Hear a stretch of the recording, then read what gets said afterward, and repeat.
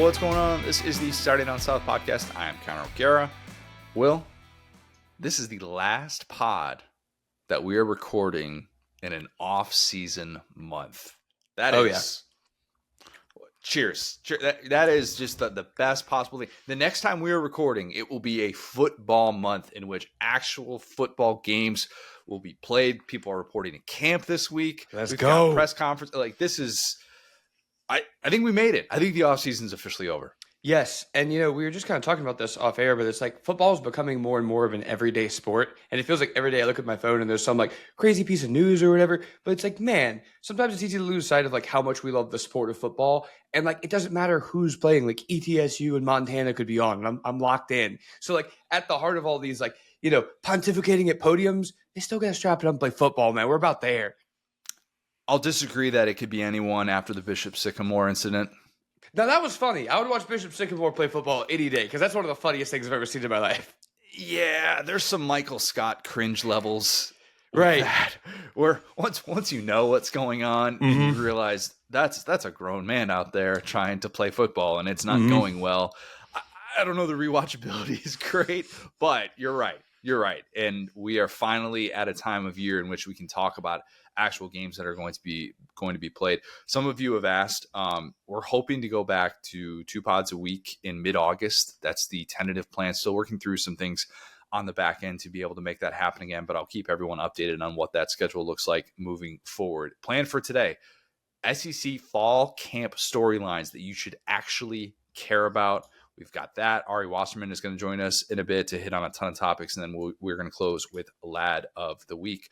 But first, Will, got to talk to you about our friends at Dabble. If you've listened to this podcast for the last few months, thank you. Or if you are just coming in and you're one of those in-season people and you think, hey, it's late July, I'm going to start listening to football podcasts, Dabble is the place to go for DFS. The daily fantasy space is exploding right now. Dabble is they're wasting no time making a name for themselves. Its social function, second to none. They offer a wide variety of sports for making picks right now.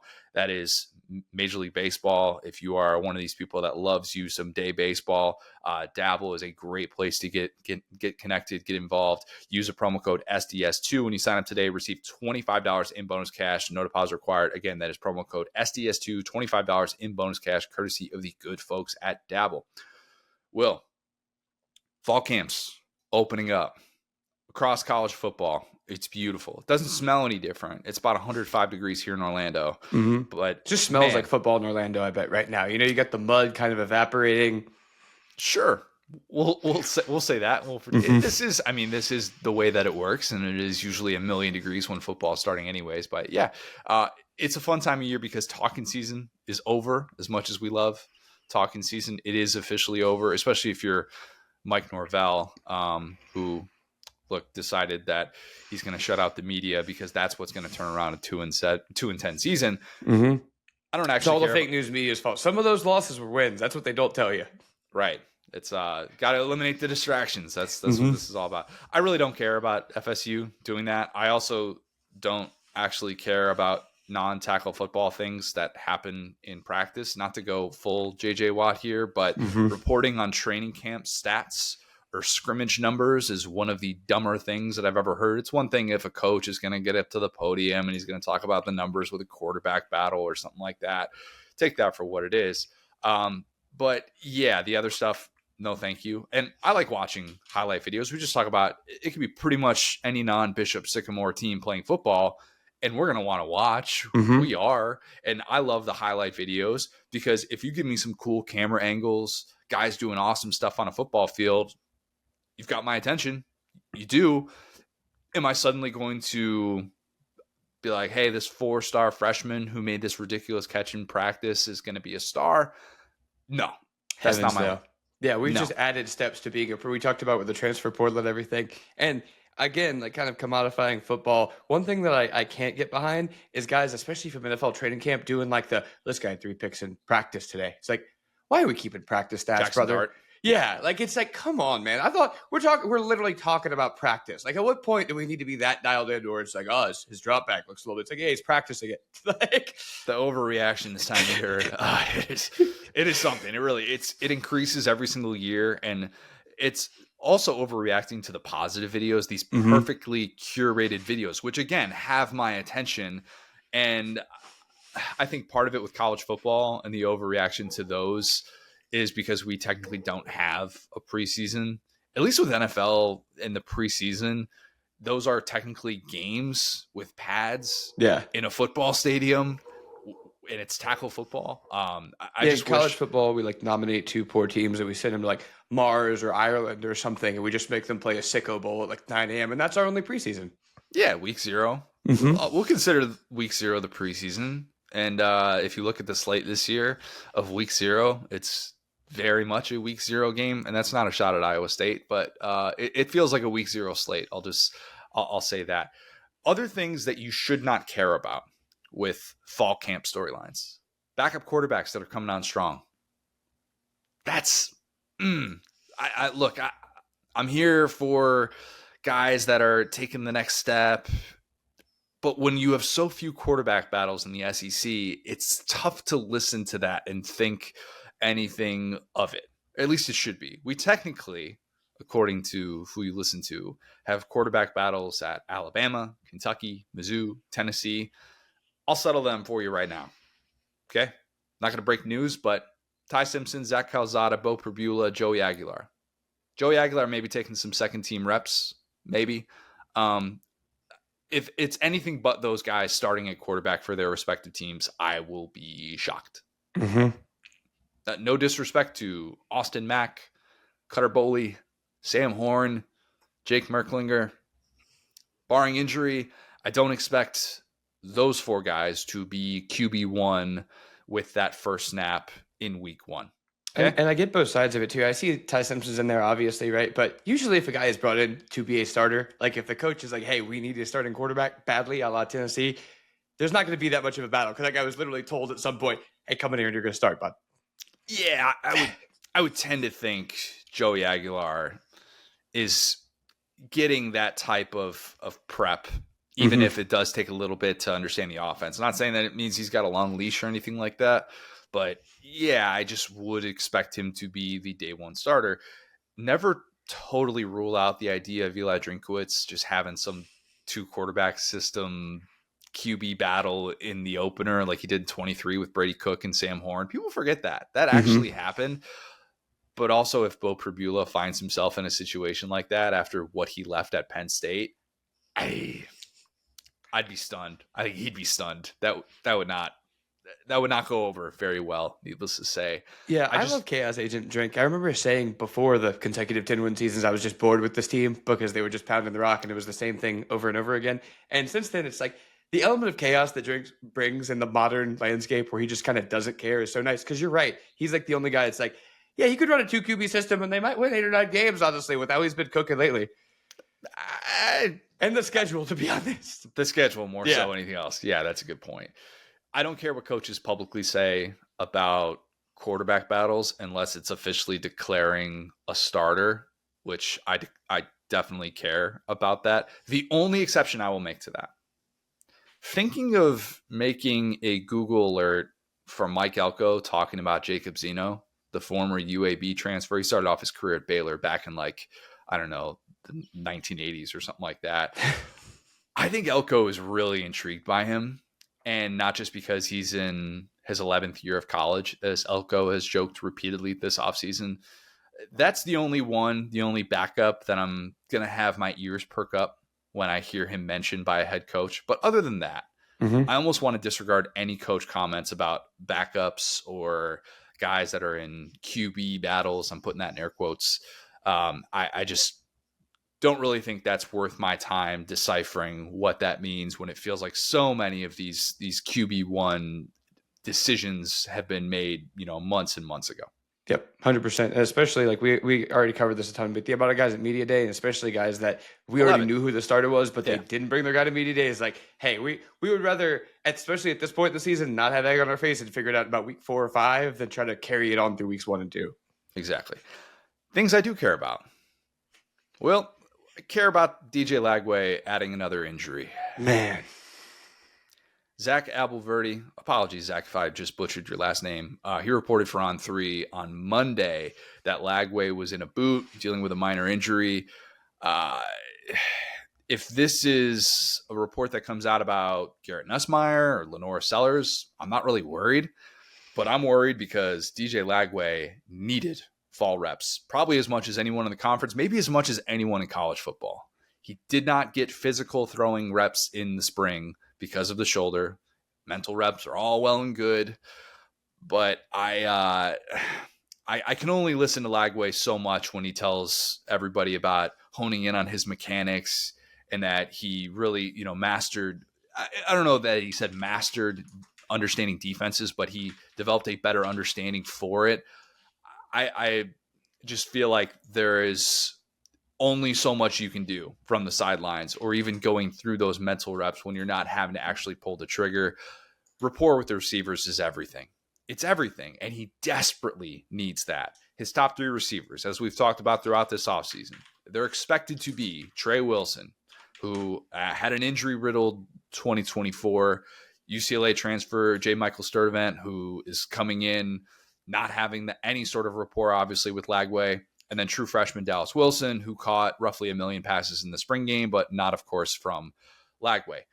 The injury is believed to be minor, but this is a major deal if it lingers and he's still not at full go with the ones in a couple of weeks. You heard Billy Napier talk about it in the press conference that he had on Tuesday, saying he's already made progress. The injury happened about a week ago. We're hoping to be able to kind of ramp up what he's doing. The problem is that playing SEC football is not going to make you healthier. And that everybody knows that. I hate that this is still a topic of conversation as someone that wants to see the best version of DJ Lagway. But I just get the sense there's going to continue to be weird injury issues with Lagway and just weird injury vibes overall with him because of how he has approached them, how his team has approached that. And I mean, not team from a Florida Gator standpoint, but people that are in his life that have sort of weighed in on those decisions. And also clearly Florida and how it addresses Lagway's injuries and Lagway's health overall is murky. It is. This was not revealed with Billy Napier in an opening statement of a press conference. This was an On-3 report, how this came out, and Napier confirmed it at the press conference. And, you hear him talk about this issue, this shoulder issue at his opening statement at SEC Media Days and how Lagway completed a throwing program that morning, literally that morning. Remember him saying that? And Lagway then talked about it. Yeah, I had a throwing program this morning. I fully expect that Billy Napier is always going to spin DJ Lagway's health in the best possible way, which I guess by saying he's day-to-day, that is the spin of sorts. That's not going to suddenly convince me that everything is going to be perfectly fine and that he's ready to roll. I'm officially worried about DJ Lagway.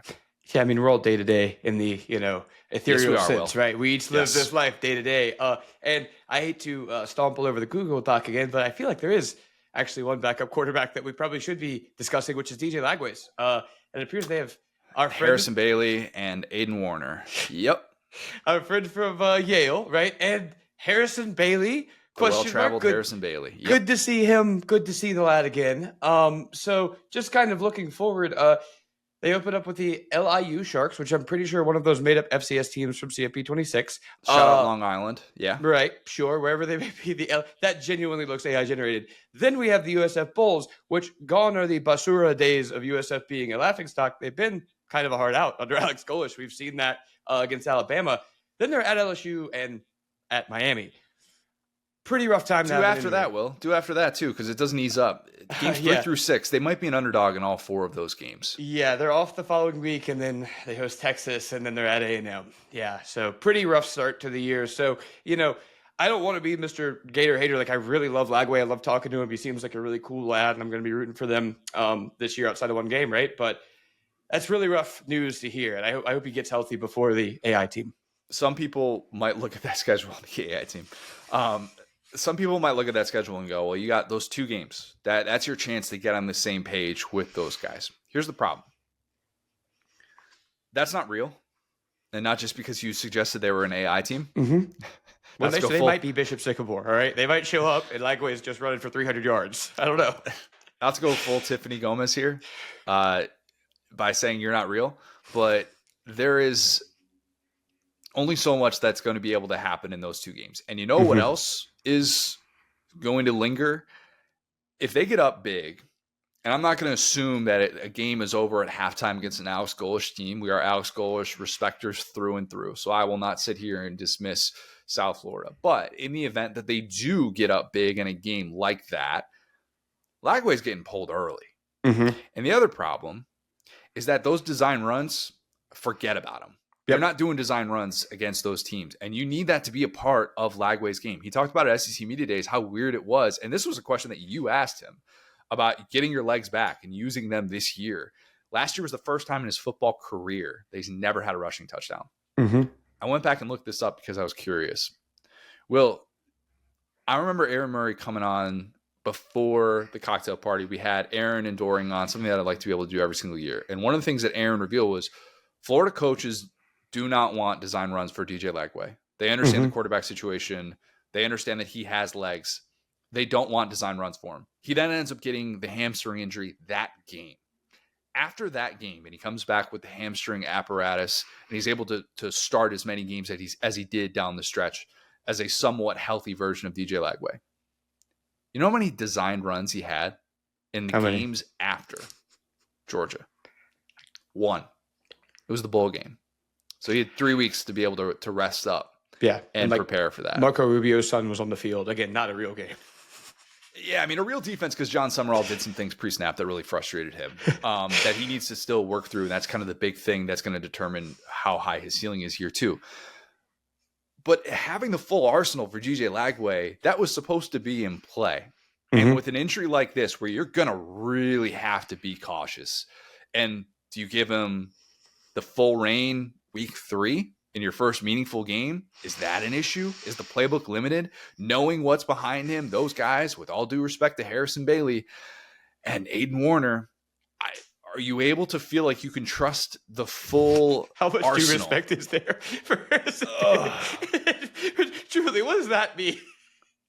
I'm worried, man. I'm legit worried. I feel bad because I want to see the best version of DJ Lagway, but when I saw that news on Monday, my stomach kind of dropped, and I'm like, oh boy, here we go. And if Florida fans, if you're not worried and you just want to bury your head in the sand, I kind of get that too, because you're going to be holding your breath the entire season. There's nothing that can happen over the course of the next month that is going to all of a sudden give you a sigh of relief. If he comes back and has 2 or 3 great weeks of fall camp and everything is going in the right direction, you're still going to be holding your breath. And that sucks to be in that position. It really, really does. But it's reality. Like, this is the situation that has presented itself for the entire Florida 2025 season. Yeah. I mean, I think that we can kind of, I hate to already say this. Okay, first off, I mean, to me, there's no doubt in my mind this is a new injury, because it just makes sense. It makes no sense that they would have gone to media day and said all of that stuff. Yeah, suffered last week. So, like, we're talking 3rd week of July, basically, that this new injury was added. Yeah, and so they weren't trying to, conspiracy anything. Like, this is an unfortunate new injury. And that being said, I think we kind of can kiss some of the dual threat stuff goodbye. Just to your point, out of need, we've talked about how, like, DJ Lagway doesn't need to be close to 100% to sling it, right? To get the ball effectively way downfield, which is when their offense is looking the best. So I think they're going to kind of truncate the playbook. To your point, it's just about getting some version of DJ Lagway across whatever finish line their season has, right? And maybe you do a little bit of the Quinn Ewers where, hey, you got Mississippi State in an off week. Okay, maybe you play him the opening drive so he gets credit for the start, and you take him out and you just kind of like give him a little bit of scheduled rest and kind of keep him around, because this, I'm not going to say he's like maybe like Sellers level of valuable to his team, but I think he's kind of right there, like 2nd or 3rd most important guy in the SEC, because without him, this offense is just so different. And yeah, it's different when you know you don't have your guy. Like, the stuff that we saw against Georgia was just like,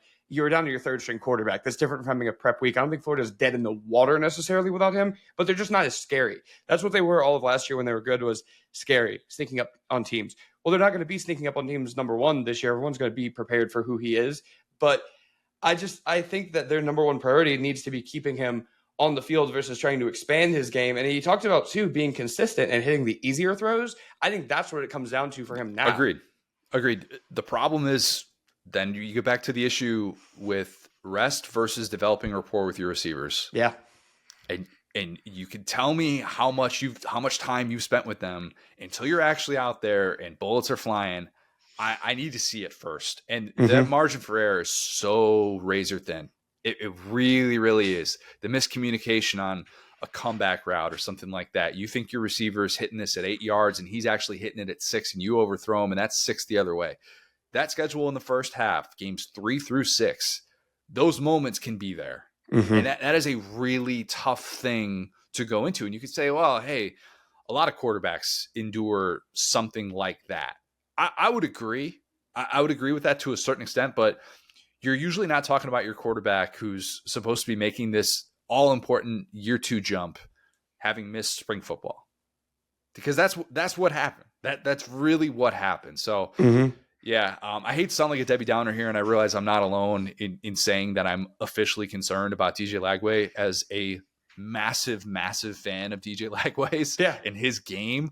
But man, this is just going to be something that we're going to have to monitor throughout the entire year, and it's just not. It doesn't feel like it's going away anytime soon. Yeah, just like you said, not being haters, just football enjoyers want to watch this kid play football.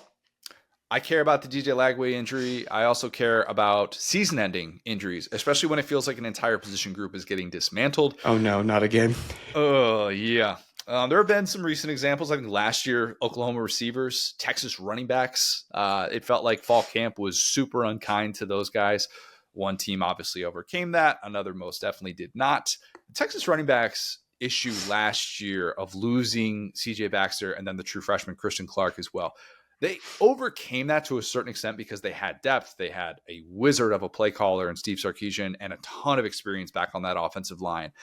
I still thought it hurt them at times late in the season, especially when Jaden Blue was going through all of his fumbling issues, and they couldn't really run the ball against Arizona State or Ohio State in those 2 playoff games. And I think it would have been really nice for them to just have a CJ Baxter to turn to and say, maybe you can get hot.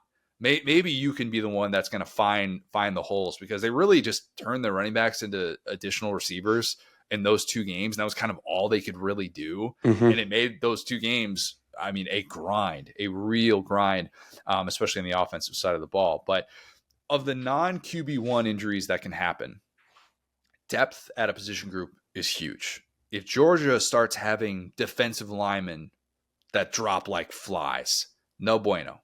If LSU will, dare I say, loses a couple of expected starters in the secondary, not great.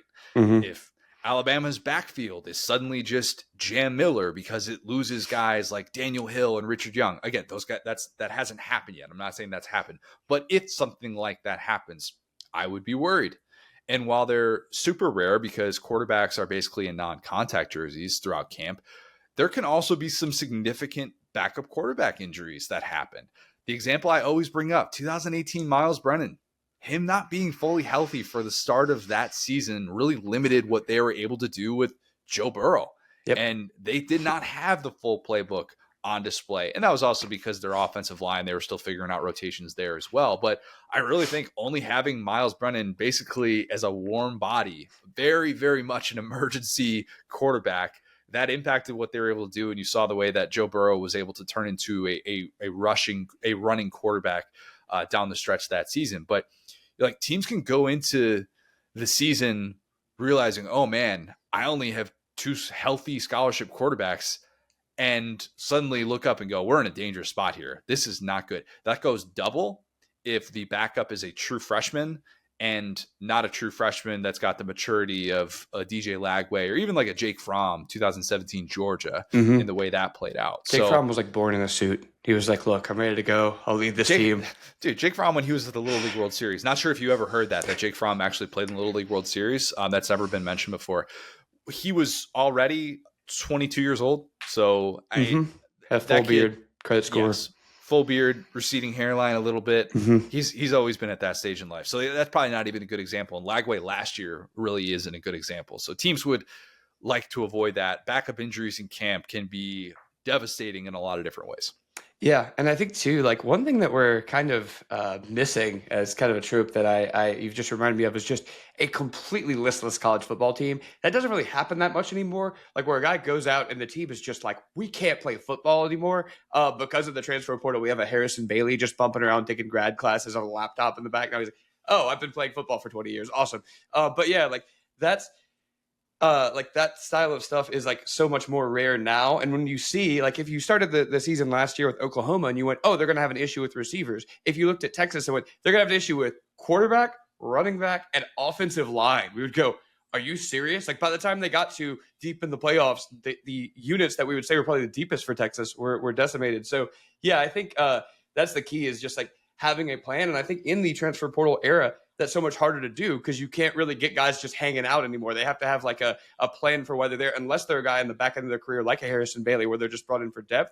It's harder to say, okay, well, like we promised these guys time. We brought these guys in as transfers. Guys transferred out because these guys came in, and now we got to go to what should have been our next line. Is there an example of an in-season injury or maybe even a preseason injury, since that's the discussion we're talking about today with fall camp storylines, but a preseason injury that just totally changed the trajectory of a team?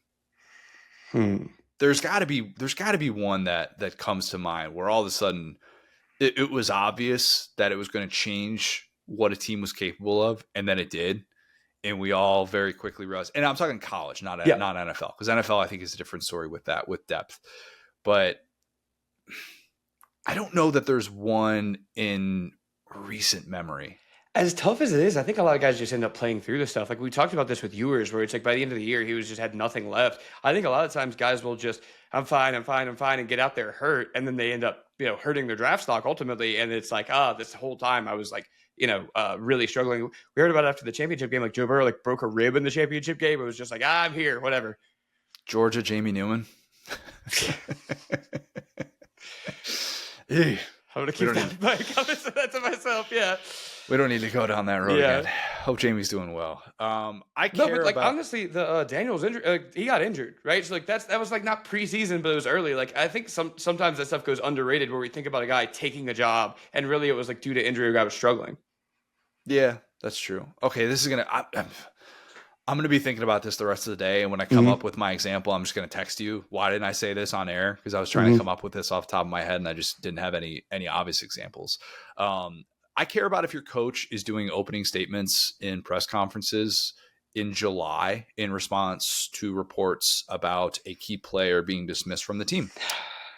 Very specific, because that is the Boo Carter situation that has unfolded at Tennessee. Not great that Josh Heupel had to address that before August. Gave us the old, the leadership council will handle this, which more thoughts on that in a second here. If you listen to the full opening statement on this, which was, I don't know, like a little over a minute or something like that, it sounds very much like Boo Carter is in the doghouse for missing workouts. A guy that was there to possibly play both ways might have an uphill battle just to play one way. And I guess maybe we should include special teams with the return game. So maybe trying to play three ways. And I don't know how many ways he's going to be playing this year based on the way that things have developed this offseason. Heupel didn't have a timetable on when he would be able to get back on the field, but that he is a part of the team. That's not great. That doesn't feel quite like the Nico situation. But after that experience, I think Tennessee fans have sort of been expecting the worst with this. Great reporting from our guy Adam Sparks on this, who dug into police reports because there were rumors that Boo Carter was involved in a crime, which was untrue, not even named in a police report or anything like that. The good news is that on Wednesday morning, right before we were about to start recording, he was out there with the team going through stretches, not a full participant. This is turning into sort of a classic Tennessee situation. And not to go full Fulmer Cup here, but Heupel is also not a classic Tennessee coach. And if he can push the right buttons here by allowing, as he said, the leadership council to get through to him, and if this can be sort of a player-driven, bring you back into the good graces sort of situation, that could end up being a huge win for Tennessee. It could end up being a huge win for Heupel. I don't need to get into all the different question marks with who's going to be making plays for this team this year, but Boo Carter figures to be a part of that. Alternatively, it could end up just being a microcosm of what's been already a very herky-jerky time for Tennessee football, dating back to probably the regular season finale against Vandy, where they just lost dudes left and right. It's really all been strange since then. So I don't really know how this plays out. I don't know that Josh Heupel knows how this all plays out. The biggest issue with Boo Carter is actually more obvious. Will, do you know Boo Carter's birth name, his first name? No, I actually don't. His name's Orlando. Orlando Carter. I realize Boo Carter is, it's a cool name. I think Orlando Carter's the better name in my very unbiased opinion as an Orlando resident. You know, I wasn't going to do this whole tear about Tennessee names, but it feels like Heupel, kind of like Brian Kelly, has done this thing where he's like, I got to endear myself to the people in Tennessee. I got to get me a Squirrel White. I got to get me a Boo Carter. I got to get me the most just like Tennessee, like coonskin hat names, like frontiersman volunteer names. Because Boo Carter is like a very just, oh, you okay? Y'all bringing Boo Carter over for supper? We love Boo Carter. Chattanooga native. He's a Tennessee guy. Makes a lot of sense. But a weird situation. A weird situation after Tennessee had the weirdest college football situation unfold in the spring with Nico. And I care about that. I would very much be interested in the developments of Boo Carter, someone that could have a pretty significant impact on whether or not this is a massive regression for Tennessee this year. Yeah, and like we've talked about it, kind of the most fascinating thing about Tennessee has been the floor on that program, right? Coming over from UCF, having this weird offense that was very like non-congruent, like it was just too fast when they first got here. Especially, it evolved a ton since UCF, but kind of, you know, will this fit into the SEC? You know, this is Mickey Mouse ball, da da da. And one thing that's been so weird is the way they've been able to find leadership very well. Like I would argue that that's been kind of why Tennessee has been so recession proof in these ways. But then there are just like these random cases of guys like Iamaleava, like Boo Carter, where it's just like, I don't think you guys have a leadership issue at all. I'm not saying that, but it's just like even within this team, maybe that's just modern football. It's weird. I think it is. I think that is just modern football. Because I think Heupel handled this so much differently than Jeremy Pruitt. I think he'd handle it differently than Butch Jones. If we want to get into Derek Dooley, Lane Kiffin, do that as well. I just think all of it would be a little bit more, calming under Heupel, less chaotic, less day to day. To borrow, I think that's why he's so perfect for Tennessee, because it's like, he doesn't come in and try to impose his will the way those other two guys did. Like they were big slogan guys, big SEC punch you in the mouth guys. And he's like, everyone here is kind of crazy enough for me. I'm just going to be me. I'm going to be chill. I'm not going to add to the headlines. It's like, oh, we got an issue. Leadership council. We got good leadership. We'll figure it out.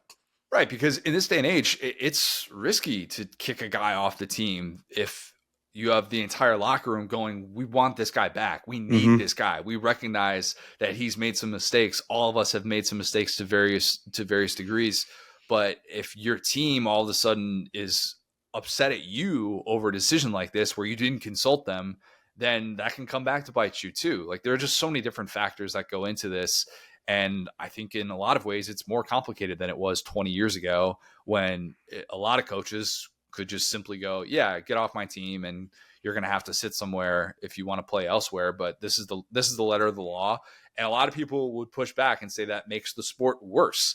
I'm not here to say that I know exactly what the path for Boo Carter as a human being is moving forward. I'm saying selfishly, for my viewing interest, I would like to see good players on a football field at the highest level. Yeah, and I think some of this stuff too, and you kind of just hit on this. I'm not going to say this is any type of statistical data or anything that even matters, because some of this stuff really does end up mattering. And I think we saw that a ton like during the COVID season. But this is like kind of one of those stories where it's like, how much would be made of this even, 10, 12 years ago? How would it get outside of the program? And I think that's the thing, is that, every little move is so scrutinized. So maybe it is just like dude kind of acting out, like big bros need to go take him in and be like, hey, let's figure this out. So nothing until it is something, it isn't something, Yeah, I think it's something. It's something. I don't know that we're at full Jalen Hurd territory yet. Yeesh. That's a Oh tough man, one. what a funny team! If I had a multiverse or like interdimensional cable, I would watch Tennessee football in every reality. I would make sure, like, I would see lizard people. I'd be like, hey, is Tennessee playing football in this reality? I gotta watch. Yeah. Well, I care about some offseason physical transformations. Not all, but some. The one that went viral last week was former Arkansas receiver Desmond James, who, That if, guy. if you remember, he had 3 catches for 137 yards in the Liberty Bowl, had like a 94-yard touchdown catch. They had no receivers left for Taylor Green to throw to, but it helped that they were basically playing against the worst secondary in college football. That's what Texas Tech had. And then he goes, well, I'm going to go cash in at Cal. And I shouldn't say that I definitively know exactly how much he was paid, but if there was ever a situation in which a guy parlayed an opportunity into another opportunity, that was probably it. Not only did he do that, but he turned that into the preamble for quite the physical transformation. If you saw the picture, the side-by-side of Desmond James in January compared to now, it's pretty stunning. And I'm just going to give full credit to Brian Harsin on this one, of course. Of course. Sure. That's a guy who just gets strength and conditioning. One thing I'll say about Brian Hart, that guy's yoked. You know what? Good. Yeah. You know what? Brian Harsin probably put him onto whatever diet he was on, and that's why you see the guy that stands before you. Auburn could have had an entire team of that guys had they given him a chance, not run him out of town with the coup. You know? I care about physical transformations if it can impact how a guy moves. If you told me, hey, Nick Harbor put on even more muscle because he wasn't doing track in the spring. I'm back in, Connor. I'm so back in. No, I would go, well, then does that mean he's going to play tight end? No, it means he's better. Bigger is better. You know this. No, I don't need that guy getting bigger. I don't. He's fine. He's fine the way that he is. He might destroy the sun. He could. I would not rule that out. I really wouldn't at this point. If you tell me that Nate Frazier is now playing at 230 pounds, I would go, well, why did he do that when they just got 235-pound Josh McCray from Illinois? That doesn't really make a whole lot of sense. That's probably going to change how he moves. Their practices are just like 2 rams, like those dinosaurs batting heads into each other until the ball's down. Dibs on the nickname Thunder and Thunder if that happens. The Thunder Thighs. 2 of them. Thunder guys it would turn into. There you go. Yeah. Not all physical transformations are good physical transformations. You pretty rarely hear about or see an image of a college player being out of shape as opposed to the NFL. Eddie Lacy's the best example of this. That's happened in the NFL. And you don't really see it in college because you don't have a bunch of fans that are out there and you can get a couple of bad angles and all of a sudden that goes viral. Maybe that's why coaches limit so much of practice access because they don't want bad angles like that can come out. So I really wouldn't expect to hear a whole lot from that. But like if you told me Marcel Reed he's going to be closer to 200 pounds this year instead of the 180 that he was listed at last year, I would say, okay, I'm interested what that looks like. Does that mean that he's trying to become more durable so that A&M can go start to finish with the same starting quarterback for the first time in the post-Kellen Mond era? Or is he doing that because he thinks it'll help him drive the ball more and he's going to be able to attack downfield more? Because I went back and looked at the numbers, Will, and yeesh. On throws 20 yards past the line of scrimmage, 27.8% adjusted completion percentage for Marcel Reed. That was second to last in the SEC. Jackson Arnold was the only qualified SEC quarterback with a worse number. Last year, he also averaged just 4.4 yards per attempt when pressured. Only qualified SEC quarterback with a worse number than that was Michael Hawkins, doing it as a true freshman in Oklahoma. Not great when the only people worse than you in a couple of key categories are the 2024 Oklahoma quarterbacks. True. Not ideal. So like, I'm not saying a physical transformation has happened with Marcel Reed, but that's the type of thing where if that storyline came out and you hear kind of his motivation behind it, I'd be like, okay, that's interesting. Maybe that's going to help his game a bit more. And he's going to feel a little bit more confident to stand in the pocket and not do the early in his career Bo Nix thing of always trying to throw on the run, the old shortstop that needs to set his feet before he throws instead of always constantly being on the move. And I think Marcel Reed has a little bit of that in his game at this point in his career. Also, probably the receivers didn't help him out as much last year as you would have liked. But those are the things that I take into account.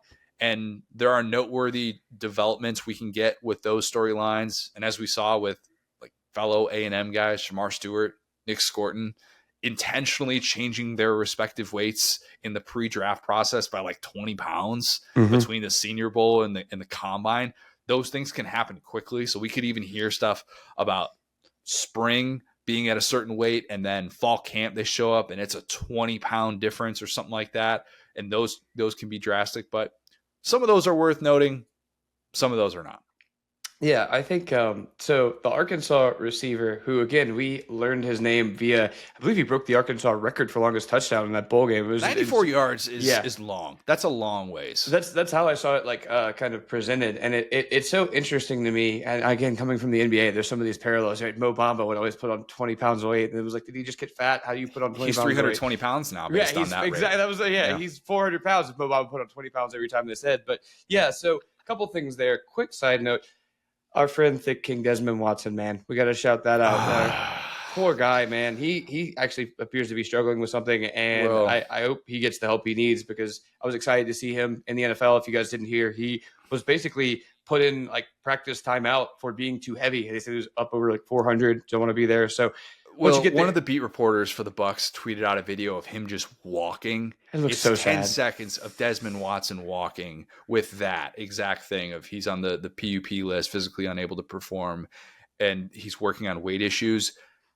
I want to unsee that video. I want to take that video out of my brain and pretend I never saw that, and just only go back to him carrying Spencer Rattler, him getting, what was it, 25 inches, his vertical, just Desmond Watson Tennessee doing play. Desmond Watson, the Tennessee play. Bringing down Joe Milton, or just attacking Joe Milton. I want those to be my memories of Desmond Watson. I don't need sad Desmond Watson walking across camp and with a tweet attached to it saying that he's too big to practice right now. Get that out of my life. Yes, and I got to give one more caveat here, before I get called whatever fat phobic, but I'm a guy who struggled with my weight my whole life. I've been over 250 and stuff just as a general citizen, and so I get it. That stuff can be really hard, especially like a guy like that who has freedom. Now I'm going to kind of go back to the guys at hand, right? Often it's good that younger guys put on weight, but I would wonder, there's got to be a guy we could talk to that's going to be on the pod about this, where there's kind of this bulk creep, I guess, that would happen in a college football weight room, where everybody wants to get bigger because all the freshmen are coming in, everybody's putting on weight, everybody's getting swole, everybody's hitting new PRs in the offseason. But there are a handful of guys, right?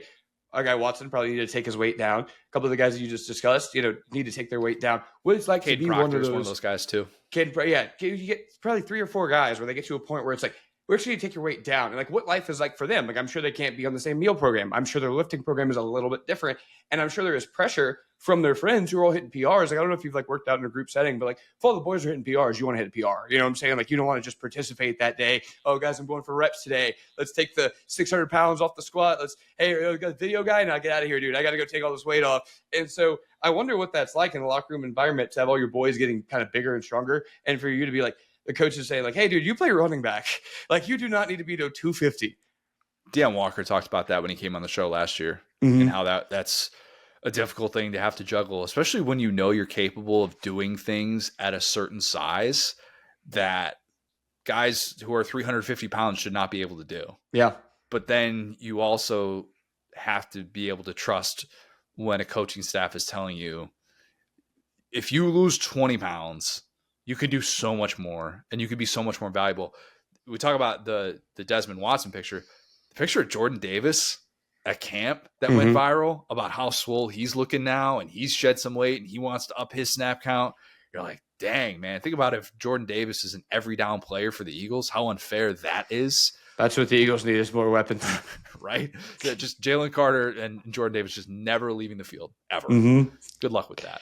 Yeah, it is an interesting topic, though, and probably not something that gets talked about a lot in college circles. Like, we don't really get into the dudes that absolutely need to lose weight. It's more about post-freshman year, you need to be able to put on 20 pounds. The Desmond James physical transformations where we're sure that's not AI. That might be AI. Go woke, get swole. He went over to California, started getting that vegan protein, man. Started getting big. He had angry Brian Harrison in his ear. Brian Harsin. Sorry. We're already butchered. We can't be butchered Brian Harson's name. He's going to find out. He's out of the lexicon. He's dead to me. We're going to come. Brian Harson's got just the list, the Billy Madison list of people to kill. And I don't want to be on that list. He's got enough people in the South that are already on that list. We don't need to join that. But yeah, man, I do love the physical transformation stories that always come out this time of year. Well, I also care about how much golf your coach is playing during camp. Obviously, Hugh Freeze playing golf now would be like when you go to a comedy show.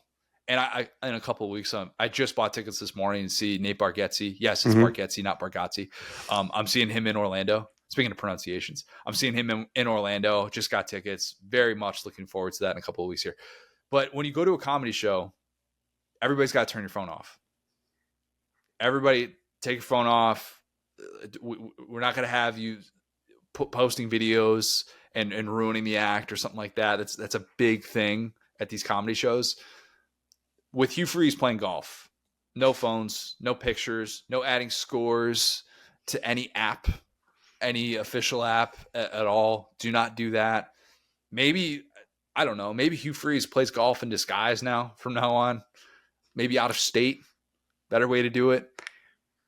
I don't know. I don't actually care about this, by the way. But I will say this. If you're an SEC coach and you're golfing regularly during training camp, during fall camp, you might be a psycho. You might truly be a psycho. We right now in the South, and I'm going to include Orlando just from a weather standpoint. It is not the South from a cultural standpoint. Okay. Key caveat there.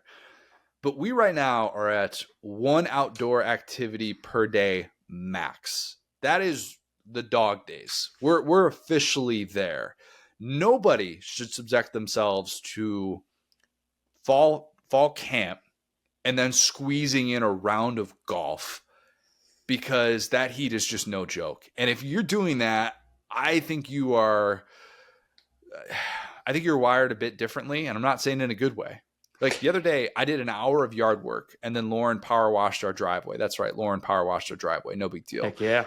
We both looked at each other later in the afternoon, and we're just totally fatigued, just dead in ways that we are not during the week.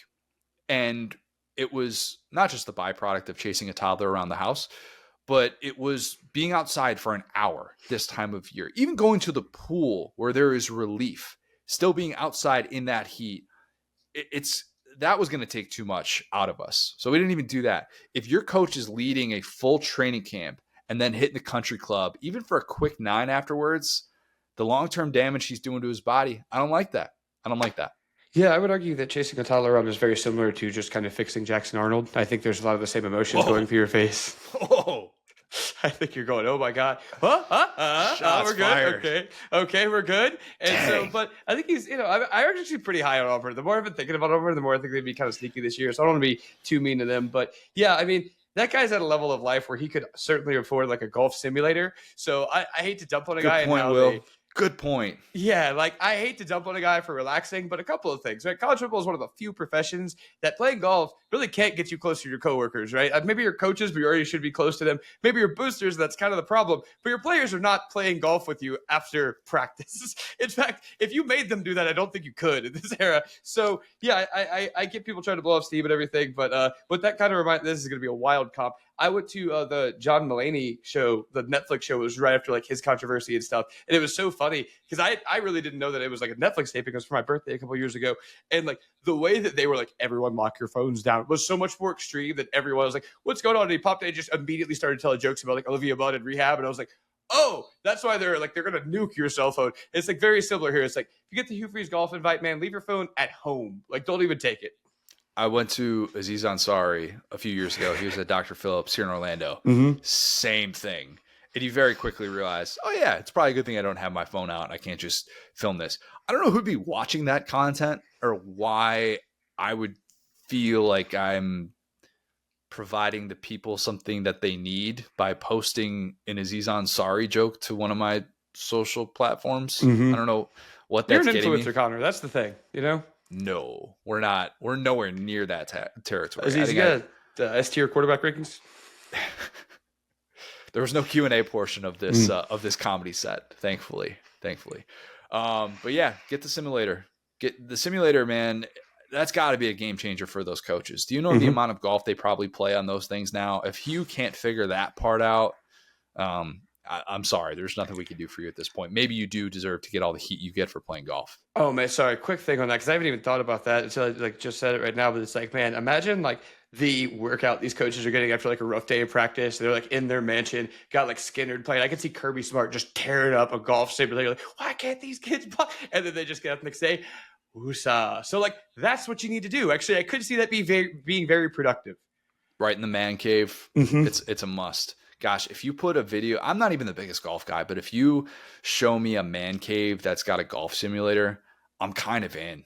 I went to one of my poker buddies got one a couple of years ago, and he showed us around, and I said, "This is one of the coolest things I have ever seen." It really is. I think this is cooler than in-person golf. I really do, because you don't have to get hot. That's the key. God, what a game changer. Lastly, Will, I always care about pre-week one trash talk.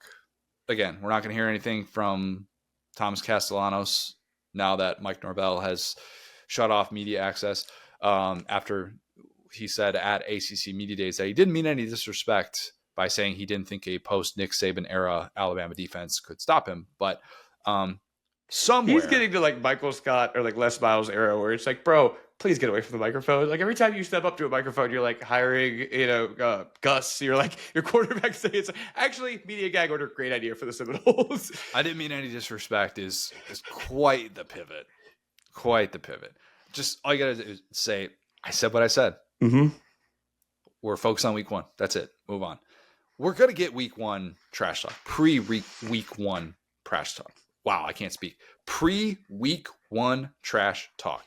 Not from me because I don't know how to speak, but we'll get it from someone. We will. Maybe Brian Kelly is going to have even more Speaking of guys that need to get away from the microphone expeditiously. Golly. Brian Kelly's saying that Clemson has Death Valley Jr. It was like an electric shock to my neck after picking LSU to win a national championship. This is why you don't do this, Connor. This is why you should never count on Brian Kelly to do smart things, mainly just smart things in a season opening game. Didn't love hearing that. Why does he still need to say these things at booster events? Why does he need to get in front of boosters and try and get a couple of laughs when people have video? This isn't a comedy set. People have video. That's going to get out there. And then Clemson players respond exactly how you would want them to, saying like, yeah, that'll be handled in week one. Clemson, they already have it in the drafts right now. The Clemson social media team, you work in social media, you get this. Yep. The Clemson social media team has so many Death Valley senior jokes ready to go to just fire off the second that game goes final. And there's nobody to blame but Brian Kelly for that. What is he doing? Brian Kelly has a misalignment between how he views himself and how he views other people, because he has kind of the sense of humor that like a Saban or a Kirby has, where they say like a little witty thing and everyone goes, oh, the boss just spoke. But everybody hates Brian Kelly. And so when he tries to kind of do that little quip that's like, like I'm kind of a jerk, but you love me. It's like, no, we don't, dog. And so point being, two things there. Dabo has obviously been there forever at this point. I mean, several presidential administrations, right? Brian Kelly is a newcomer to the South. And I'm not going to talk about Death Valley Senior or Junior here, but the history is kind of on Clemson's side there. So to wander into that issue when you have your record on, opening weekend games at LSU, your team has been debauchery through week one every year, that you're like, what are we doing? This was a bad hire. And then by week two, you're smoking guys. Just not a good place to be if you're Brian Kelly. Even if he just says the other Death Valley. Exactly. And it's funny, but he always just goes that extra little bit, Junior? Do you know how disrespectful it is to be called Junior? Oh my God. People, at this point, there's no saving him. Yeah. There's just no saving. Why does he need to black out with comments either leading up to week one or even post week one? Him at the podium after that Florida State loss in 23 was one of the more bizarre things I've ever witnessed. Truly, truly bizarre to see how quickly he turned on his team after week one and how much they let him down. I mean, last year, that wasn't even last year too. Last year was he punched the table pounding. Table. Yeah. And at least he kind of took responsibility there. So he's evolving and then he went right back. Cool. are we at the place now where we just need to, if they lose this year, Brian Kelly in his contract suspended from coaching week 1. Yeah, we just got. Here's what we got to do. We got to bring in Coach O for week 1. All right, and Coach O is going to get the boys fired up. He's going to be shirtless, and then we'll have the tactician behind him, and nobody on a microphone. 0 people on microphone. Senior number 18 is the only one allowed to have a microphone. It's like the green dot. Brian Kelly is suspended for a violation of team rules. It'll be handled internally. The team rule is you actually have to be competitive in week 1. You have to do it at one point. Get him on the golf simulator at home in his man cave that he can absolutely afford with that 9-figure salary, and keep him as far away as any week 1 venue as possible. I don't care if they're playing, dare I say, the AI team, Long Island University. I don't care if that's who LSU is playing in week 1. Just keep him away. Suspend him from week 1. We just, Brian, what are we doing, man? What are we doing? I tell you what, it's great to play in this conference where we have these soft schedules. We're talking about Florida having a preseason injury that could affect the game at Miami. We're talking about Brian Kelly traveling to Clemson to go beat like one of the preeminent, or to go play, sorry, not beat, to go think he can beat one of the preeminent dynasties of our time. But of course, we got to be sitting here sweating in the SEC because they schedule these matchups that are just horrifying and you don't know what your team is yet. Anyway, more week 1 trash talk. Mm-hmm. I want it. I need it. We still got a month to go before week 1 actually happens. And I know the countdown to college football is to week 0, but let's be honest, week 1, because you're going to depress yourself if you look at that week 0 slate. And again, no disrespect to Iowa State. All right. Anything else? Anything else that we should actually care about with fall camp? Maybe not even just in the SEC, but college football as a whole. No, I think I'm all good on fall camp, man. I talked about my frustration with the highlight videos or people going through the kind of tape or the reports where people are like, oh, I'm hearing rumblings that this guy is struggling. Like, I remember, guys, your team is not fully formed to about midseason. So your quarterback now might not even be your quarterback, and your offensive line might gel. So the people that are so like too high or too low, hey, take it from me, a Brian Kelly apologist, that week 1 does not determine your season. What if your offense is winning every scrimmage and your defense is just getting shredded? Do we care about that? Well, see, that was the Josh Heupel thing last year where they came in too hot. They used all the good plays. They put them on tape against whatever state, against the AI team. And then they got to the SEC. It was like, oops, no more good plays. That's a good point. Yep. A lot of opinions that will be sorted out even after the season starts. Rest assured.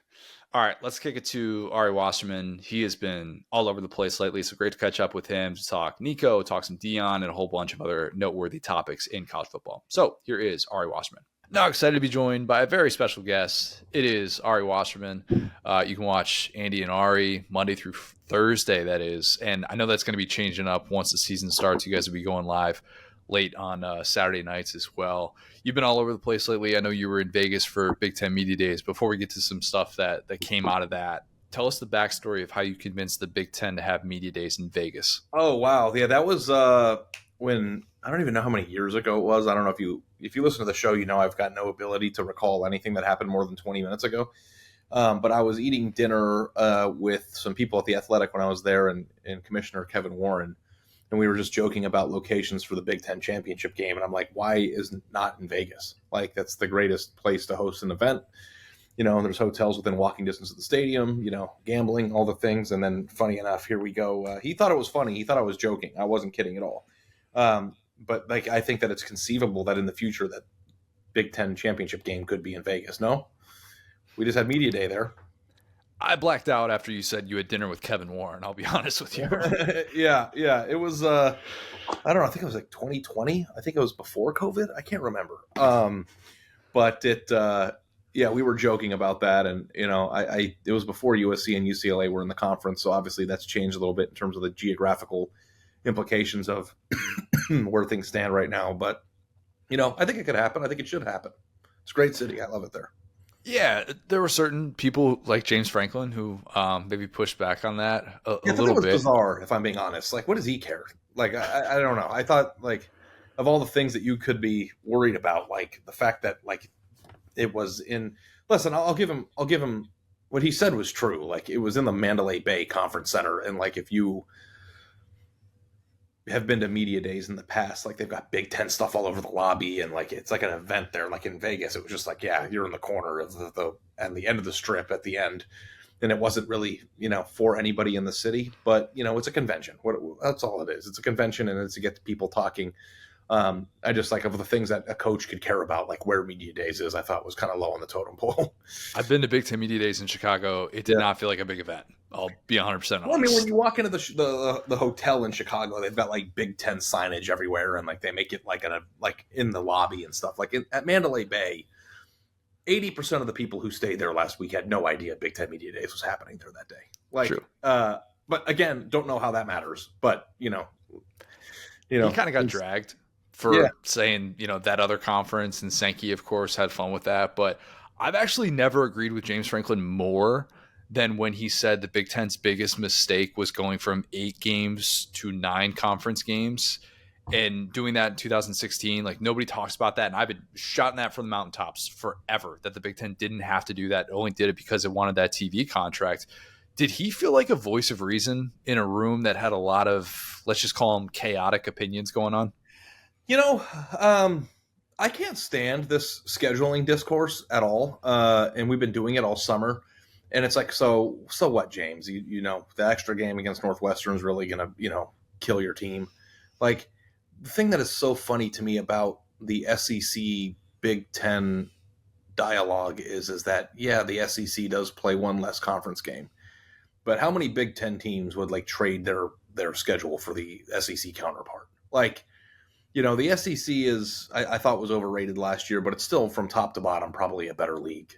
And like if you're easy games or South Carolina, who have 2 first-round draft picks on their team and not like Northwestern, like I think there's a big difference there. And also too, when it comes to the college football playoff discourse in general, Connor, this, like the most important metric that exists in that entire discussion is who you beat, even more than your loss column. And I know that the crazy lightning in a bottle Indiana season has caused this discussion, where a team happened to go 11-1 and get a good draw and have a weak non-conference schedule and get into the playoff. But that's not the usual path to getting in. And in fact, I don't know that we're going to see that very often from anybody. Indiana happened to be really good and also get a great draw in a year where people weren't expecting them to be good. Like, how often is that going to happen? Or how often are teams going to be that big of a surprise and have the benefit of Michigan and Washington stinking in the same year?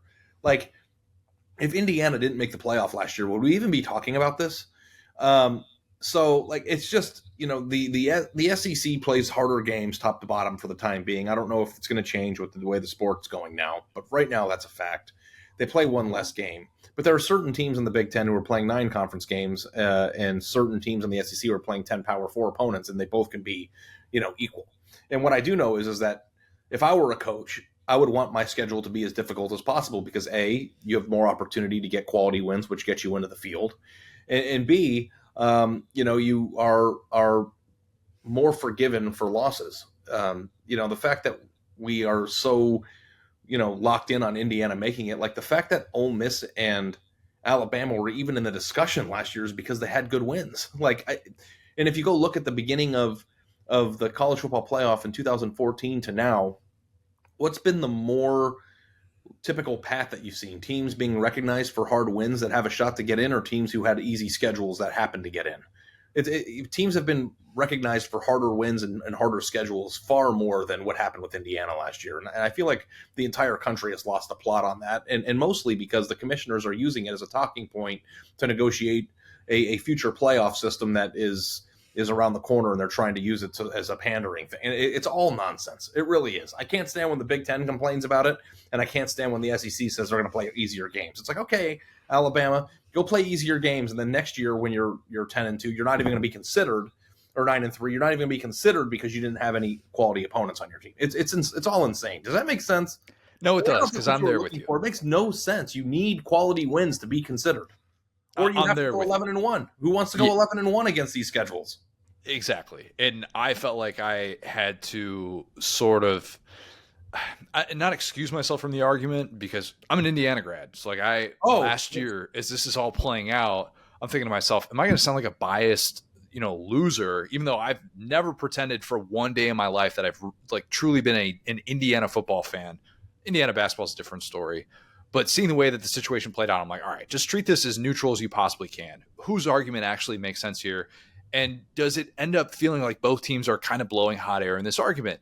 After this offseason, those discussions, I kind of hate both arguments. So I agree with you on that. Yeah. It's Also, too, like it is so funny to me because I love Kurt Signetti. He's an awesome dude. We had him on the show a few times this past year, and it's just like you're not the right messenger for the SEC.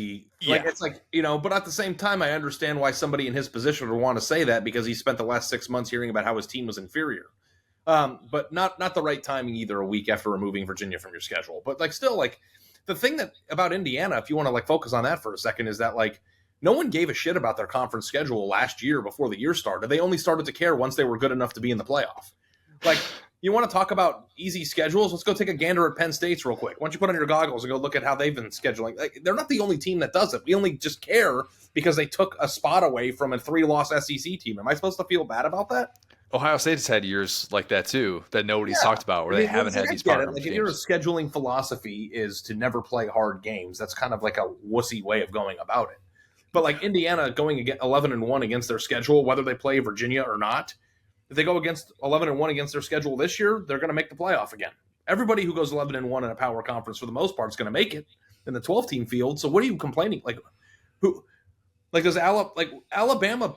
If they removed Wisconsin from their schedule last year and added Podunk State or whatever, made up place that people say is, it would have been the same exact result. In fact, if you would have put Texas, no, that's a bad, the realignment stuff. If you would have put Miami or Ohio State in place of Wisconsin on their schedule, and Alabama would have beaten Ohio State or Miami last year instead of beating Wisconsin, they might have still gotten in. It's the fact that their non-conference wasn't good enough to bolster them anymore. Like making it weaker doesn't. The reason why Alabama didn't get in isn't because of their conference schedule; it's because they couldn't beat Oklahoma. Simple as that. It's all insane. This is all like it's insane talking points that don't make any sense. When you really like take a look back or like take a step back and just like look at it, it's like the things that we are arguing about don't even make sense. You also saw Nico Iamaleava at Big Ten Media Days. That's a weird sentence that I've not had to say before. He told you and other media members that he didn't transfer to UCLA over money. It was about family, even though if you've heard people like Adam Sparks talk about this, Nico's happiest times at Tennessee were when his family wasn't there, just kind of following his every move. So, like, make of that what you will. We all know what he's going to choose to say in that moment. But how much faith do you have in Nico to move past this and to be able to play at an all-conference type level? Like, do you think he can really go to UCLA and kind of be a difference maker that they very desperately need in year two? I mean, I think he's a good player. Like, I think that because all the stuff that happened to him or he caused to have happened to him at Tennessee happened, like that's like how people view him. And then we like rewrote history of like, now he stinks. And I can't stand that we do that because I know there's a lot of people out there that like resent the fact that he did try to strong arm Tennessee for more money and lost. But he's the one paying the consequences for that, right? Like, I mean, if he's making less money or is in a less advantageous position, like nobody anticipated what was he supposed to say at Big Ten Media Day? We had leverage. We thought we had leverage. We didn't. We tried to strong arm Tennessee and we lost money because of it. Now I'm at UCLA. Of course he's going to say whatever he said. But the number one thing with him is that his legacy is going to be written based on what he does there. Like, are you the greedy person that blew a terrible or a great situation and then wound up in a terrible place in your career fizzled out? Or did you go to another place, show that you're one of the best players in the country? And is this a blip on your resume? Like, I don't know which one that is. The thing that, you have to say in regards to this is that, like, I'm not sure that UCLA is going to be a main fixture of the Big Ten race, regardless of how good he is. And I wonder, like, from that standpoint, if that's a good decision. But at the same time, too, if you look at NFL rosters, who are the best quarterbacks in the NFL? Patrick Mahomes, who went to Texas Tech. Aaron Rodgers went to Cal. Brock Purdy went to Iowa State. Who are Josh Allen, Wyoming. Josh Allen went to Wyoming. Like, it doesn't matter where you went to school. If you're a toolsy player who can throw the ball, 100 miles an hour downfield and, keep a good head on your shoulders, can evade pressure and are super athletic, they're going to find you. So, like, I don't know if, like, Nico's like decision and how he's defined is based on how good he is at UCLA from like a winning standpoint. I think it's defined about whether or not he can still play himself onto the first day or two of the NFL draft and continue his career trajectory and in the same place that it was going to at Tennessee, because he's ultimately being judged for his behavior this offseason, whether or not that was a savvy financial move. I love breakups. Breakups in college football have become a fascinating subject, and there's a lot of them. Mm-hmm. What is the best breakup to follow in college football this year? And I'll give you some choices here. You can I pick already from know this. which one it is. You don't even have to tell me. Go ahead. Jackson Arnold in Oklahoma. That was on the list. That was definitely the fact that they're facing off in their SEC opener too. They're playing in Oklahoma. Yeah, the fact that the game is in Norman too. But what were your other choices? Just if Nico in Tennessee has to be on that. Carson Beck in Georgia, obvious. Lincoln Riley in Oklahoma, Brian Kelly, Notre Dame. Those are not as topical, but they're still relevant. Yeah. Or, and this is the wild card if you want to take a future. I know you're a gambling guy. The future breakup of Bill Belichick and Jordan Hudson. Who knows what they're going to? Maybe they're really in love. I don't know. That's not endgame. I don't spend a lot of time in their bedroom with them. I don't know what's going on over there. The one thing I'll say about the Jordan Hudson, Bill Belichick thing is that, like, I'm just not a TMZ person. Like, I don't give a crap about, like, who celebrities are dating and whatever. But the one thing I do know is that, like, you're not going to understand everybody else's relationship, and maybe Bill's getting something and she's getting something that makes it work for them. I don't know. I'm not going to, like, I know what everybody thinks, and maybe that's true, but, like, I'm not in the room with them.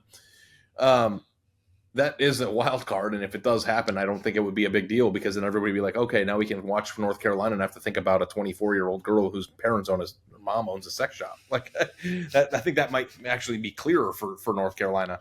No, Jackson Arnold to me is the one, because Jackson Arnold's path is going to directly impact, like, two coaching futures, right? True. Like, if Jackson Arnold is bad, then Hugh Freeze is going to be in trouble. And if he's great, then Auburn is good, and Brent Venables is going to be in trouble. And then if he goes out and rocks the game out in Norman and they win, like, my daughter's birthday party is that day, because my wife schedules things without asking me. And like, I'm devastated because I wanted to go to that. I was going to drive up. It's only a few hours from me. And I'm really upset about it. But that to me is the most, if I could pick one game, like, in terms of, like, narrative to be at or to be locked in for right now, obviously Ohio State, Michigan, and certain games like that, all of Penn State's big games stand out. But, like, that one to me, because it's like, was it Jackson Arnold's fault last year? Like, do we know that? Like, they're pinning it on him. But what if he's a 5-star player? What if he's awesome? It could be his fault. It could be the surroundings. I don't know that. Did he get a fair shake? His entire receiver room was injured, and their offensive line sucked. How do we know he's not good? How do we know he's not great? We don't know. Maybe he stinks. I don't know. But, like, we don't know that. And he's going to a place that desperately needs a quarterback more than anything. And he's going to Norman in the first game of the SEC schedule. That is like Bachelor in Paradise juice right there. Like, that is good. 3-hour episode of Bachelor in Paradise. By the way, I watch that show every week with my wife and her friends. It's an electric show. You should check it out if you don't watch it. I've checked it out in the past. I used to be big into the Bachelor world. It's fallen off the last few years. I think that show peaked. It's not the same. But, like, I don't know if you're like me, but, like, I am so football all the time that, like, it's nice to take a break from it for a while. Like, I like watching mindless, stupid television sometimes. Like, we watch what's that other show about the Mormon girls? Secret Lives of Mormon Wives. Check it out. Very juicy, very good. It's on Hulu. I'm kind of into these sort of things. I'm not embarrassed to admit it. They align it with the football offseason too, with The Bachelor and The Bachelor in Paradise. Bachelor in Paradise now gets into the season a little bit more than they used to, but the whole reason people like us watch those shows is because it could be on a Monday night when it's not football season. Yeah, well, the thing that sucks about it is that, like, I love Monday Night Football, and it does go into the fall. So, like, we have girls over to my house every Monday. Like, all my wife's friends come over, and I'm the only dude watching it because, of course, I am. But, like, during the football season, like, I'll have an iPad open with Monday Night Football on. Like, the thing about Bachelor in Paradise is you don't really need to be locked in. It's not like you're watching, like, The Godfather. Like, you can, like, just, like, look away for a minute and listen to it's not that intensive to pay attention to. So I do both, and it feels good. Yeah, I'm sorry I just ruined the last 5 minutes of your show, But Jackson Arnold in Oklahoma, that is the correct answer because Nico and Tennessee don't play each other. Carson Beck and Georgia not scheduled to play each other. Now, if they play each other in the playoff, all right, that's something. But like Zach Mettenberger and facing Georgia, that game 2013, that LSU Georgia game, that was so awesome. Like those types of games are rare to get that, and the fact that we're getting it this year in the SEC opener like that, and the it fact will be that good. it's at Norman, I think, is like the cherry on top. And it's like Nico is going to be a fascinating story to watch, but like UCLA is not a contender. So like it's like even if they go 8-4. How much do you really think, which would be a good year for them probably, like how much are you really, you're not that talking about them that much, and also too with Nico, this is probably the most heavy the quarterback position has been in college football in a long time. I agree. If you go down the list of starting quarterbacks in the Big 12, Big 10, SEC, and ACC, like, I mean, Darian Mensah is just at Duke. Like, I mean, if you just like go around and look at it, there are really interesting, good quarterbacks literally everywhere. So that one doesn't really move the needle as much for me as some of the other ones. But Jackson Arnold holding the fate of two coaches in his hands, I think is quite fascinating. And the fact that we get to see it up close and personal in Norman, no question that's the answer. I know you're following the Deion situation pretty closely on Tuesday. I think there were certain people that if they were Deion haters, they were thinking he was being performative with all of this and, not being on campus for several months.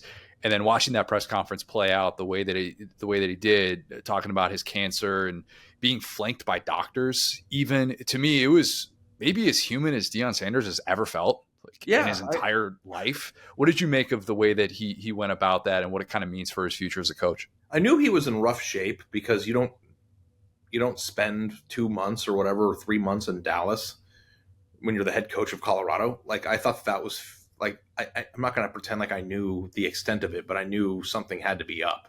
You can't just spend time in Dallas or far away from your program like that in an off season. And human, I think is an interesting way of looking at it. I think that it was the single most impactful thing he's done at Colorado so far in terms of, talking to a lot of people in multiple communities who look up to him and, reiterating the importance of, maintaining your health and getting checkups and physicals and things like that. Like, even for me, like I said on our show, like I don't get physicals every year. Do you? Like, it's important and like health scares and things like that happen, out of nowhere, and it's scary, but it does. So like, first of all, I'm happy he's okay. I've had my Deion takes, and, at times I've criticized the way that he's gone about doing certain things, but like from a human to human standpoint, like certainly happy he's okay. Certainly happy he's still in our game.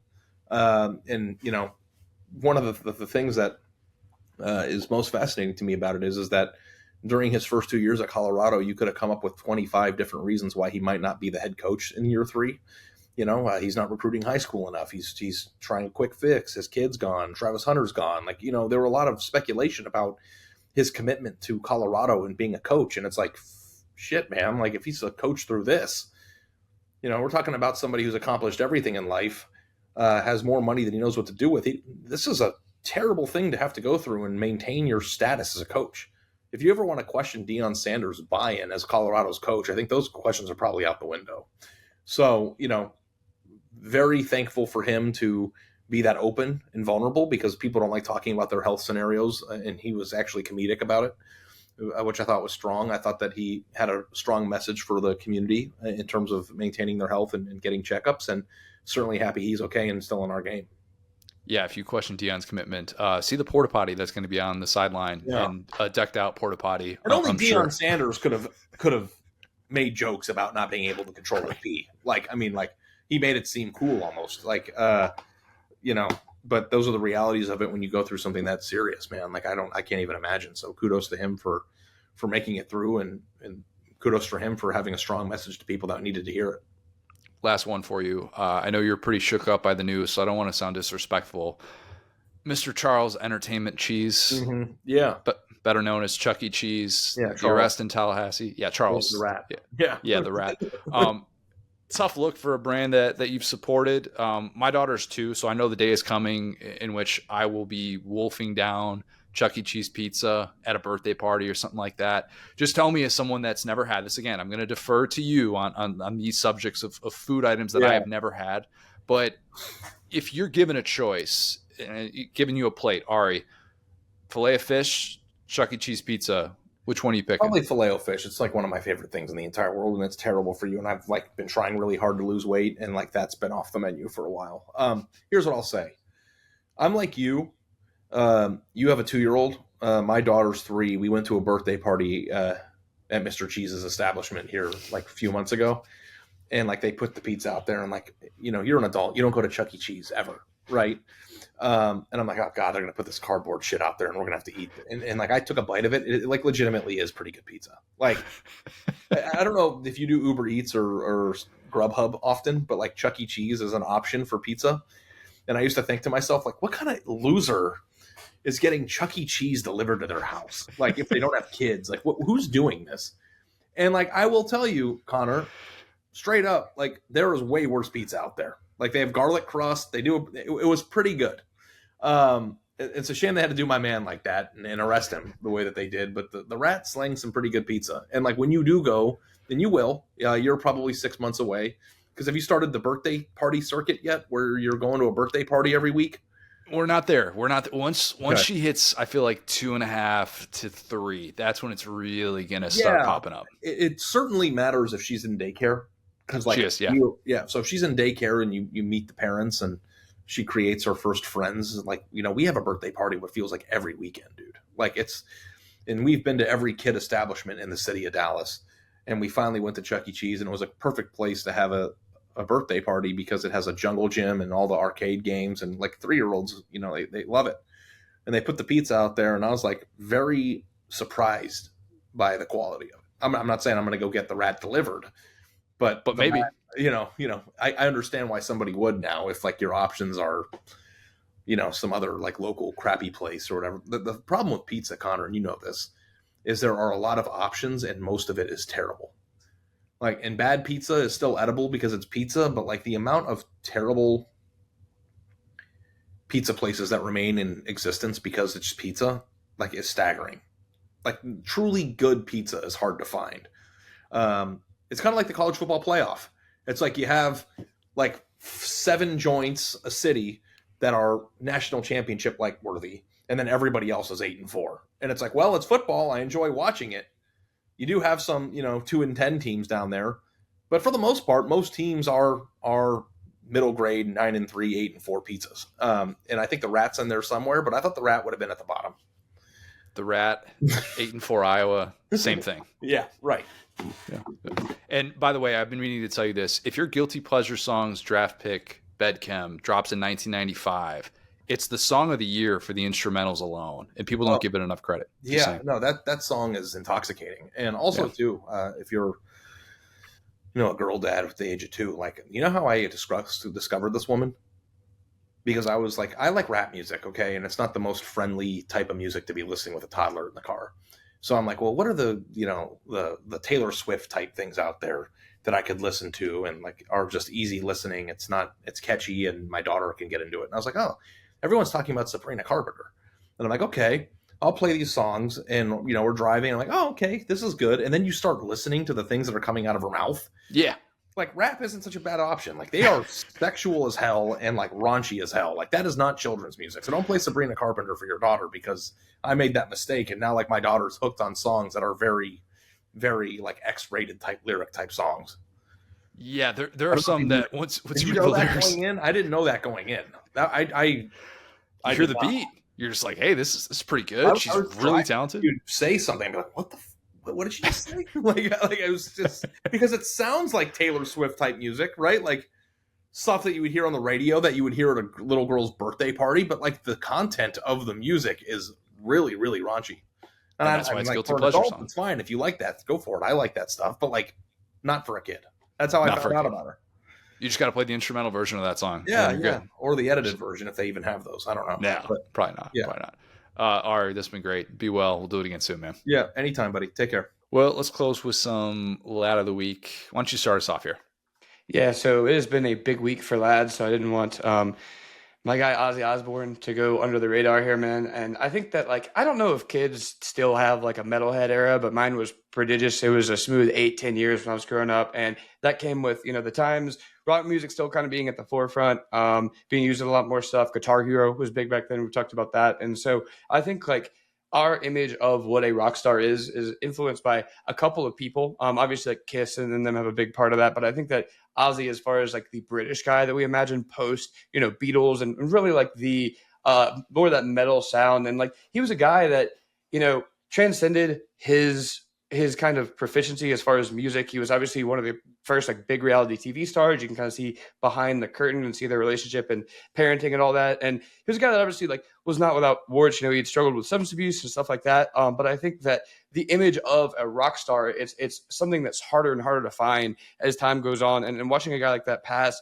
hit me a little bit harder because he was from the era before me. He's a guy that you grow up hearing about and you go listen to his music, the early like Sabbath stuff and the solo stuff. And I think you kind of hear like this is like one of the heroes. This is a guy you should, look up to as a musician and what he did for musical culture and all that. And so kind of seeing him, age, what I think to be gracefully, especially like it was kind of seeing that he was kind of deteriorating there for a minute and he kind of had a comeback later in his life. I think just a one of one lad. And I'll close it out on this. Crazy Train is a walkout song. I was just thinking about that, Will. Mm-hmm. If you're going to a sporting event, Crazy Train's got to be one of the 5 or 10 most likely songs you'll hear. Mm-hmm. Huge part of sports culture in the 21st century with now, the sound systems that blast in ways that they never have before. There's a very good chance that the next sporting event you'll be at, Crazy Train's going to come on. Yes, absolutely. And I can't wait to see the tributes to him and the stuff he's done. And one thing that's worth noting is like a lot of those kind of big time Ozzy songs is a little bit of a Springsteen Born in the USA situation. We really listen to, Crazy Train or like War Pigs is a little bit more like on the nose, but like you go back and listen and it's like, man, these guys were like kind of on the right side of some stuff. They weren't just about like debauchery. And so he was one of those guys that was often weirdly talking about world issues too. Crazy Train kind of has some of that in there. Maybe not world issues when he bit the bat. But biting the bat was a branding moment, for Ozzy. It was awareness for disease. So don't do that when you're at home because someone had to do it. So you didn't. So we'd all be eating bats. We'd all be eating bats if not for Ozzy. See, like we did a few years ago, allegedly. Yeah. Actually, we maybe didn't learn anything. Yeah, we didn't learn anything. Yeah. Should have eaten a few more, Ozzy. Get the immune system. Anyway. We'll stick on that because it feels like we've had a lot of famous deaths the past week or 2 weeks really, and Hulk Hogan's been another one. Ryan Sandberg's the one that I think for a lot of people who are just fans of sports was kind of a stunner. And I know he'd been battling cancer, but as someone who grew up as a Cubs fan, obviously like was huge. I mean, anytime my brother, who is named Ryan, spelled the traditional way, not the Ryan Sandberg way, but anytime my brother was ever called Rhino, it was because of Ryan Sandberg. Mm-hmm. And, like if you watch Ryan Sandberg highlights of him as this star for the Cubs at a time which they were so lacking in that department in the pre-Sammy Sosa era, there is just a certain level of respect that I think people grew to have for Ryan Sandberg because you could flip on WGN and identify with a guy who admittedly like wasn't the greatest hitter and then turned himself into arguably the best hitting second baseman of all time and is somebody that, man, when he died earlier this week, you saw the outpouring of people who were like, man, I didn't even like the Cubs, but he was my favorite player. And I don't have a whole lot of experience with him just because of when his rise happened was like right before I truly became like all in as a Cubs fan as a kid. I do think that if you probably zoomed in on a couple of those shots of his highlight career of his highlights throughout his career, you could see probably my dad shirtless in the Wrigley Field bleachers around that time. That's so sick. That coincided with that very well. But like met him in person when I was in spring training and the Cubs played the Diamondbacks, but they played at what was then Bank One America ballpark where the Diamondbacks played.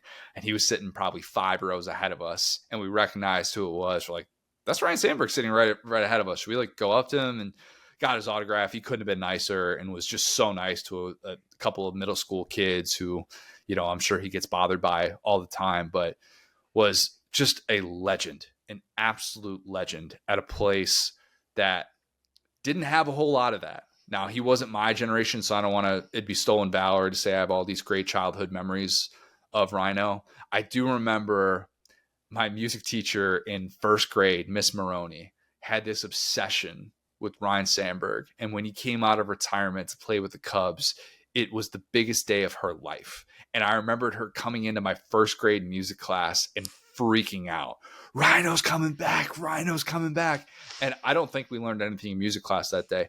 I'll add that to her tab. I'll ask for a music lesson from her for what I missed out on that first day. But I do remember listening to the Cubs game in music class, and it was all because Ryan Sandberg returned. He was huge, so big for so many people that grew up watching him. And yeah, he will definitely be missed. So wanted to shout him out because that certain deaths, like I think people overreact to them. I think people pretend that it impacted their lives in such significant ways, but I know for Cub fans, that's a really tough pill to swallow to think about him not being there anymore. Yeah, it's, I feel like if we were to ever, explain baseball to, whatever society would discover us or whatever, like Cubs fandom, I think is like what I would show people, because there are so many like these like mythological like heroes like that. It's just so cool to hear like those memories and stuff. You growing up kind of around Chicago and like just the Cubs being a part of that town. I think that's super cool. And he is, of course, like any great Cub, known for beating the Cardinals. So that's very good. Yes, sir. I think that that's just such a cool like story. Talking about your music teacher and everything. And to your point, seems like a really awesome guy. And those guys often don't get credited properly when they are kind of the lone standard bearer for a franchise. And so it's good to see him kind of getting his due. For so many years, great player, bad team, except 84. 84 was the team that I think a lot of people, based on the reactions that I saw to his death, team that a lot of people just jumped on that bandwagon. It was fun to watch what he became that year. But yeah, he was just so big for that franchise for a very, very long time. So have one other one, and this is on a very different note. I know we've hit on a couple of recent passings here, but my guy Jeff Collins, who last week, or I guess this came out Sunday, that he accepted a position with South Carolina. He's going to be a senior defensive assistant. So happy for him. And he's been very kind to me and has been someone that I've, enjoyed kind of getting to know over the course of the last couple of years. But I know after the way that it played out with North Carolina being kind of one and done as a defensive coordinator there, with the way that it played out with Mac Brown, he was certainly looking to get back into football, and is one of those guys that has these three things that are factoring into what his next step is always going to look like. And one is that he absolutely loves football and is a football junkie through and through, and doesn't want to stay away from the game at all. Two, he has, and I'm not saying this in any specific order, but two, he has an 8-figure buyout check. That doesn't exactly mean he needs to get back into working immediately, and he will acknowledge that. He also has a wife and a daughter that he doesn't want to move around all over the country, and was very, very particular about his opportunities after moving them to Chapel Hill. And his daughter has a really good situation. She's super into horseback riding and stuff right now, and they have a great setup there, and didn't want to have to like move them to the other side of the country or something like that for another job. So I know he's going to be full-time in Columbia, and it's going to be going back and forth between Columbia and Chapel Hill, and they get to stay there, which, as he said, was a huge thing for this. And with this job, he gets to work with Beamer again, which he worked with Beamer. They were both GAs together back in the day. Clayton White, the DC, Jeff Collins actually gave him his first job when they were at Western Carolina. So there's the connection there, and he's going to get to work with him. I was like, getting to work with Dylan Stewart's going to be pretty sick too, no? But he's fired up. He's really fired up, and I'm happy for him, because he's somebody that has just been very, very kind to me, and I know he still has so much to give to the game of football, and excited to see him back in the SEC. He is an SEC guy through and through. That's the reason he fell in love with SDS as well, is because he wants to consume all things SEC and hasn't been in the conference now since like 8 years. This will be his first time back in the SEC. So I just know that he's very, very fired up, and South Carolina is getting someone that's got a ton of experience, and wish nothing but the best for him. Definitely a cool guy, friend of the program. I think we need to have like a reunion pod where we get him and Beamer on there. You guys can do a little 3-panel interview before the season. But yeah, dude, that's been really good to us. And guys in South Carolina in general have been awesome to us. So it's good to see him landing somewhere that he really like is going to have joy and not have the pressure, to your point, just kind of living the dream. Yeah. And by the way, we have more stuff that we're doing with South Carolina because our College Town series is coming back. For those who have seen those videos, our production team did a really, really good job with those last year, and West Blankenship is just the best hosting that. And we have Columbia as one of those three college towns that we worked with, and we have Beamer was a part of that and was able to help us out. So that'll be coming out. We'll have announcement dates for all of that content and stuff like that when we roll it out in fall, but know that is on the way as well. And hopefully we're going to get to continue to do that stuff each and every single year. So yeah, I know that was a lot, 3 dudes with very, very different reasons for being lad of the week, but all very much worthy. We have a YouTube only interview with Sam Acho that you can go check out, Saturday Down South on YouTube. Go subscribe to that. Please, please, please do that. You can watch every single episode, all of our interviews. Sometimes we're putting up clips as well for that. We do a ton of that with our in-season matchup breakdowns as well for all of our preview pods.